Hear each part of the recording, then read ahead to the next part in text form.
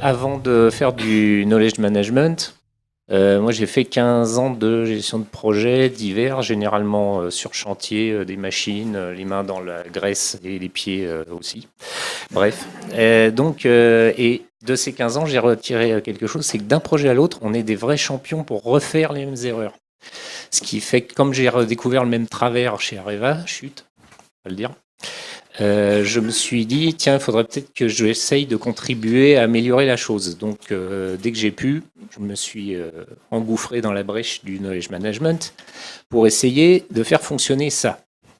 Alors ça, c'est la roue de transformation que tout le monde connaît, hein, amélioration continue. Donc, chez Areva, forcément, on avait mis la même chose en place sur les projets.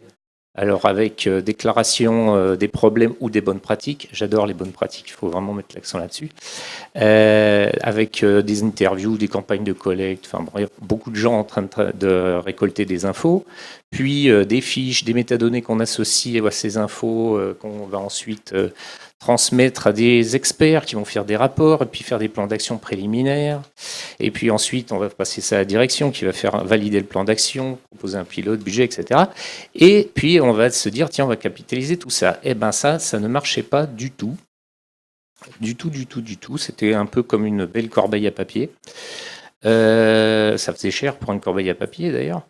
Et donc, malgré le processus, malgré une base de données dédiée, parce qu'on avait quand même de l'outillage aussi derrière, malgré un réseau d'experts pas loin de 75 personnes, et malgré quand même une collaboration assez fournie des opérationnels, enfin jusqu'à ce qu'ils comprennent que ça ne servait plus à rien, et ben il ne se passait rien. Voilà. Quand j'ai repris le réseau, on avait 1600 fiches et il y en avait 30 qui pouvaient être considérées comme capitalisées. J'entends un silence navré dans l'assistance. Donc le pourquoi... Ah mais je l'ai bien entendu. Hein, ça... Alors le pourquoi de la chose, parce qu'évidemment j'ai pas repris un truc qui fonctionne pas pour garder la même chose. Donc on a commencé au moins pendant 6 mois à faire le tour des popotes pour voir qu'est-ce qui allait pas, même si j'avais déjà une petite idée de la question. Donc, déjà, il y avait une méconnaissance de la théorie du retour d'expérience. C'est-à-dire que les gens pensaient que ça se faisait tout seul. Vu que j'ai mis une information, vu que j'ai reçu une information, c'est bon, je sais, ça marche. Bon, donc il a fallu théoriser un petit peu plus. Ensuite, niveau culture, un réseau d'experts. Le réseau d'experts, en fait, c'était des vrais experts, donc ils s'intéressaient vraiment à leur sujet, absolument pas celui des autres. Et les sujets d'organisation ne comprenaient même pas l'intérêt. Donc on se retrouvait avec la moitié des fiches qui n'étaient même pas lues. Donc ça posait quand même quelques soucis. Ensuite, niveau process, on collectait bien l'information, mais on ne la fait pas circuler. Et l'information, c'est comme l'hydraulique. Hein. Si le fluide ne bouge pas, il ne se passe rien. Donc voilà, il ne se passait rien. Ensuite, le rapport de Rex était assez tardif, c'est-à-dire qu'on avait des fois un problème survenait, puis 3 ans plus tard, la personne se dit tiens, je vais faire un rapport de Rex. Malheureusement, vu le nombre de détails dont il se souvenait, le rapport était vraiment pas très intéressant et on ne pouvait pas l'exploiter. Et niveau technologie, forcément, ça ne peut pas marcher. Aucune adéquation avec le besoin. Donc assez rapidement, elle ne servait plus à rien et il y avait des feuilles Excel partout. Et pire, certains projets en DMZ, par exemple, ne pouvaient pas accéder à l'outil carrément. Donc, voilà. Donc là, vous avez vu l'étendue. On m'a présenté ça et j'ai dit, d'accord, je signe. Donc je suis fou.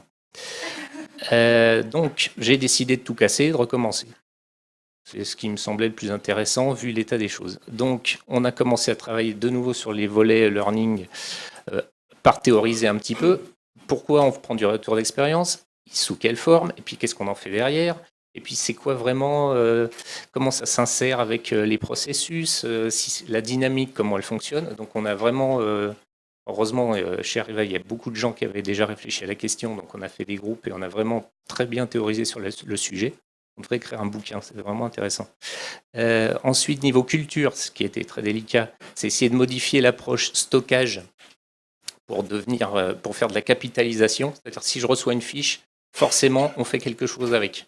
Sinon, pas la peine de prendre de fiches. Donc, qu'est-ce qu'une action, etc. On me dit de me dépêcher, zut. Remplacement du réseau d'experts. Alors, ils n'ont pas aimé, hein, mais on les a remplacés par des gens moins expérimentés, mais qui avaient une vision transverse. Donc du coup, ok, ils savent pas, mais ça vous est l'expert et ils comprennent que ah oui, ça je l'ai déjà vécu, donc on va faire comme ci comme ça. Du coup, on a gagné en dynamisme. Le processus, eh bien, on a fait un processus unique sur tout INP, alors qu'on en avait plusieurs. On a des équipes dédiées à plein temps également à différents endroits. Ça nous a également énormément aidé. Et on a lié les processus entre eux. Arrêter d'avoir juste le Rex tout seul. Comme ça, c'était joli pour la SN, mais c'est tout. Et en niveau technologie, 2 ans pour développer l'aspect qui permet d'avoir l'outil idéal pour gérer tout ça. De toute façon, si on n'arrive pas à le faire à la main, on n'y arrivera pas avec un outil. Hein. C'est ce que je me suis dit. Donc on s'est mis 2 ans pour tranquillement gérer à la main. Tiens, d'ailleurs, j'avais sauté une étape, désolé. Donc, le Rex de tout ça, parce qu'on fait du Rex sur le Rex aussi régulièrement.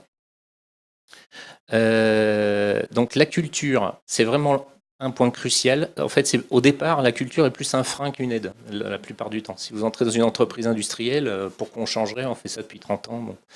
Donc là, on a vraiment un souci, quoi. Donc c'est là-dessus qu'on a beaucoup travaillé et pour inscrire vraiment le Rex dans les gènes de l'entreprise. C'est-à-dire que si, outre l'équipe motivée qui travaille au corps tout le monde, si le Rex modifie pas quelque chose, c'est pas un Rex. Il faut avoir bougé un processus, il faut avoir bougé un outil, il faut que les gate reviews les prennent en compte. Il faut vraiment que ça circule sans arrêt, sans arrêt, sans arrêt. C'est pas de Rex sans action immédiate. Si quelqu'un fait une fiche de Rex et qu'il ne voit pas tout de suite que vous les prenez en compte, ne serait-ce que pour dire ok, on l'a vu, c'est intéressant, ou attends, j'ai pas bien compris, recommence. Au bout d'1 an, plus personne n'utilise votre système. Donc on a réduit les délais entre l'incident déjà et la rédaction. Et j'ai surtout encore une chose. Et on prend en compte dans le mois qui vient le retour d'expérience en réunion d'experts pour essayer d'en faire quelque chose. Donc pas de Rex sans capitalisation, comme j'ai déjà dit. Il faut une sortie, un document, il faut quelque chose. Quoi. Si il n'y a rien qui en sort, je n'ai pas besoin de ce document-là. Et une grosse importance sur les référentiels, méthodes, techniques qui doivent être tous connectés. Donc, ce qui veut dire que vous faites pas le processus ne fonctionne pas si vous n'avez pas le bon outillage et l'outillage ne fonctionne pas si vous n'avez pas le bon processus. Donc, on a tout développé par itération. En 4 ans, on a fini par avoir quelque chose qui, franchement, moi, m'enthousiasme tous les matins quand je viens travailler. Vous devriez venir voir. Et puis, la réflexion, on a une réflexion perpétuelle sur est-ce que ça marche bien, est-ce que les gens comprennent. Faut vraiment, on se challenge constamment là-dessus. Et on est là actuellement en train de réfléchir sur typologie de Rex et le meilleur Rex écrit sur un événement non technique, comment on le restitue. C'est-à-dire que dans l'aspect panique, on reçoit des fois des Rex extrêmement abscons. Comment on peut aider les gens à se calmer un petit peu et puis à nous écrire quelque chose d'exploitable derrière sans qu'on passe 6 mois à essayer d'investiguer. Donc voilà, beaucoup de travail. Alors le internal use, je crois l'avoir enlevé. Vous pouvez regarder, il n'y a pas de problème.